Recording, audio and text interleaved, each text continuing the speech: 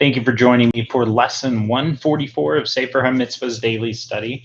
Today we're learning and continuing mitzvahs related to the Shemitah year, the sabbatical year, the seventh year, on which fields are left to lay fallow.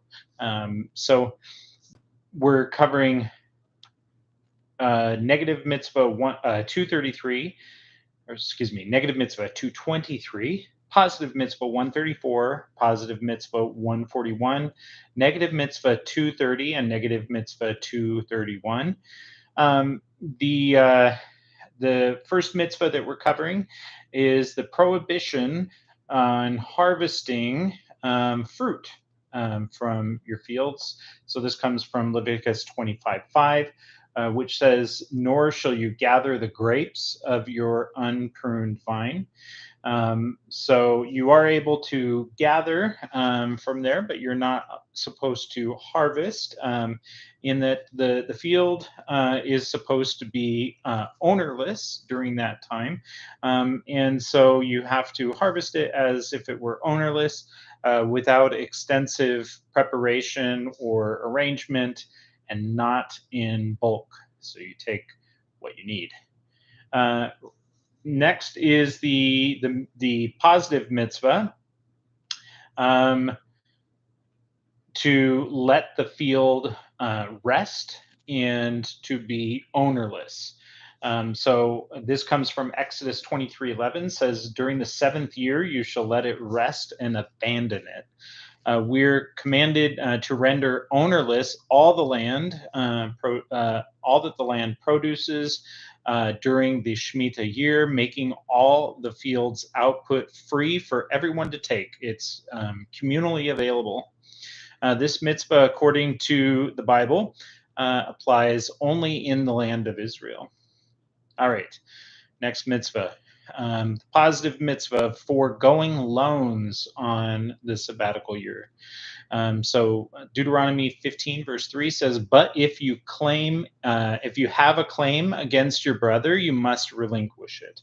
So during the Shemitah year, we're commanded to cancel all debts owed to us by fellow Jews. And so biblically, this mitzvah only applies when the Jubilee laws regulating agriculture are in effect. So that's biblically during the Yovel. All right. Next, Deuteronomy 15:2 says, "Every creditor that lends anything to his neighbor shall release it." So this means that we're forbidden from demanding payment of a debt once the Shemitah year has passed. Rather, all debts previous to that have been canceled. This applies in the land of Israel biblically, and only when the Jubilee laws regulating agriculture are in effect. The sages, however, extend this prohibition to apply at all times in all locations. So very important to know. The final commandment that we're learning today is from Deuteronomy 15 verse 9. "Beware lest there be an unworthy thought in your heart," etc. This verse comes to tell us that it's forbidden to refuse to lend money to someone when the Shemitah year is imminent, and someone comes and says, "I need a loan. Please help me." We can't be stingy and hold back from giving to them, because we have a positive mitzvah that says, when you see your brother in need, you should give it to him, fulfill everything that he lacks. And so we might think, well, what if he doesn't repay the debt before the Shemitah year? Because at the Shemitah year, his debt will be canceled, and then we can't collect on it.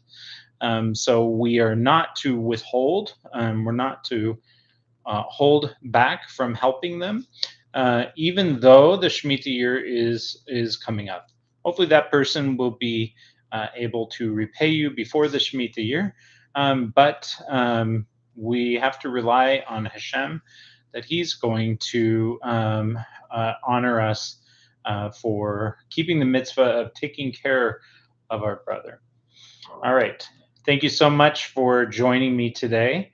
Have a great day in every way. Well, God willing, we'll be back tomorrow. We've had a good record so far. So tomorrow, with God's help, we'll take on 3 positive mitzvahs and 3 negative mitzvahs relating to the Jubilee year.